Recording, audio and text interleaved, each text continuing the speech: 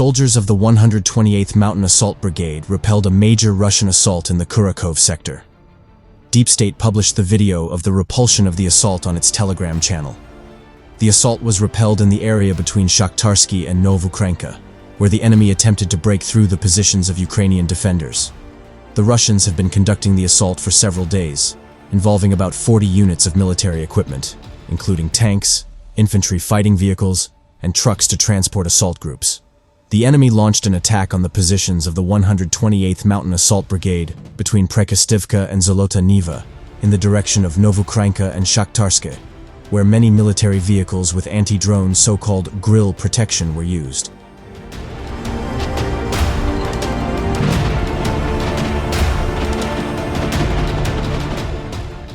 Despite the additional protection installed on their vehicles, the FPV drones successfully struck multiple combat vehicles moving in convoy, which had been promptly detected by the unit's aerial reconnaissance. In addition, the brigade's fighters organized a successful ambush on an enemy tank, which they managed to shoot down with a handheld anti-tank grenade launcher. Due to the losses, the enemy took extreme measures and sent an armored personnel carrier directly to the positions of the 128th Mountain Assault Brigade. In this desperate attempt, the Russian APC met with a Ukrainian tank, which shot it at point-blank range.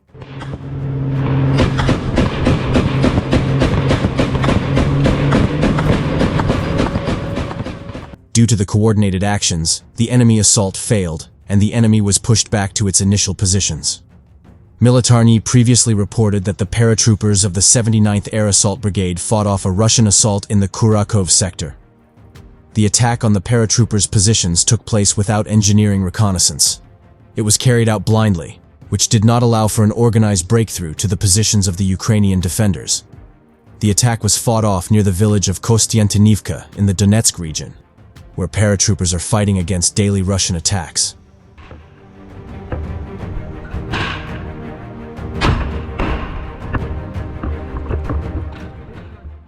The Russian military lost 1,360 troops, 9 tanks and 72 unmanned aerial vehicles within the space of 24 hours, according to Ukrainian officials. The report, posted on X, formerly Twitter, by the account for Ukraine's Ministry of Defense, also said that Moscow lost 89 vehicles, 45 artillery systems, a multiple rocket launch system, and 10 pieces of special military equipment in the same time frame.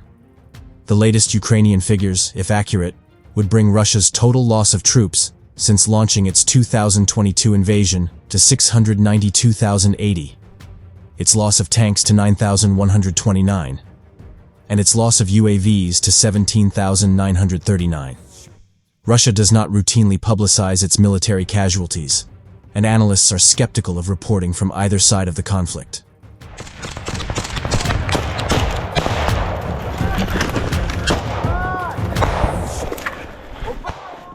Death toll estimates are extremely difficult to verify, with reports from both sides, as well as independent research, suggesting varying figures. Moscow and Kiev rarely report their own casualty counts. On October 20th, Newsweek reported that Russian forces lost more than 24,000 troops in the space of 3 weeks, citing data sourced from Ukraine's armed forces. On Thursday, statistics from Kiev's military indicated that Russia had more than 10,000 casualties in a week. Moscow said on Monday that Ukraine had 2,000 casualties across the country's northeast and eastern front lines in the previous day's fighting.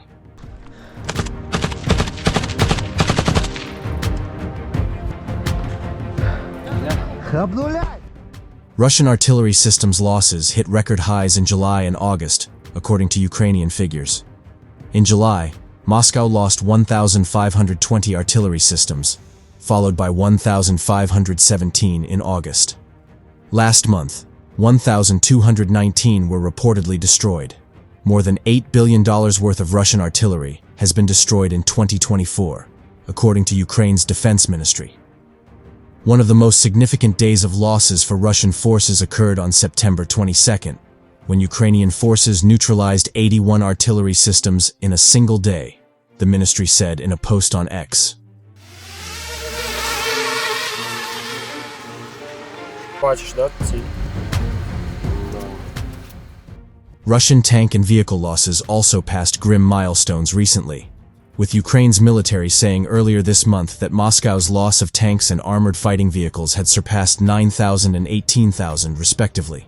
May was Russia's worst month for tank losses so far this year, with 428 destroyed. It was the second deadliest month in the war for Russian tank crews after October 2023, with 521. Subsequent months saw 359 losses in June, 300 in July, and 193 in August.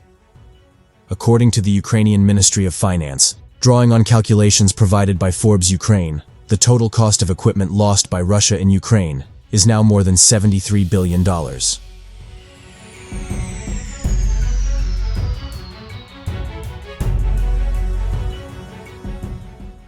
Russian forces are making gains southeast of the logistics hub of Pokrovsk, it has been reported, and maps show the latest state of play on the Donetsk front.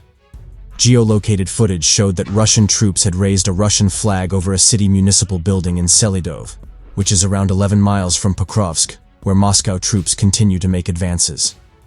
As a key logistics hub, Pokrovsk has been a focus for the Kremlin's goals to totally capture the Donbas region, which consists of the Donetsk and Luhansk oblasts.